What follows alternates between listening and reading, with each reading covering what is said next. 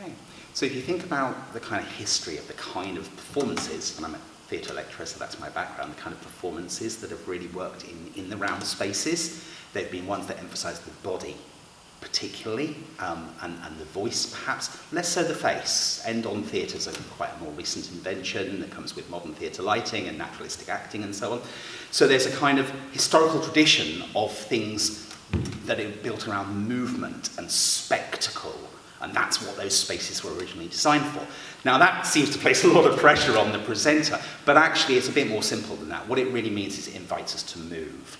It invites us to use the space more fully and perhaps be less sort of static behind a lectern. Part of that is just practical. If we're facing one way the whole time, then even if you have technology and we're filming our faces and projecting our faces, there still means we're kind of looking at someone's back the whole time, which is a little bit frustrating.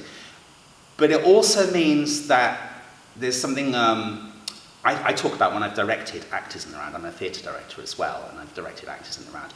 And I talk about sharing yourself to the actor, about the audience will go a long way in terms of looking at your shoulder occasionally, if you've shared a little bit of yourself with you. So just occasionally, just that little look round, that look behind, that sort of movement round, really helps to kind of let the people watching into your thinking, and then they'll go with you.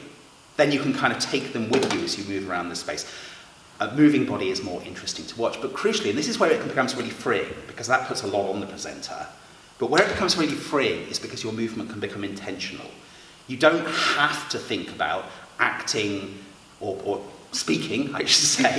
You don't have to think about speaking or presenting in a way that is artificial. I always have to turn and look a certain way.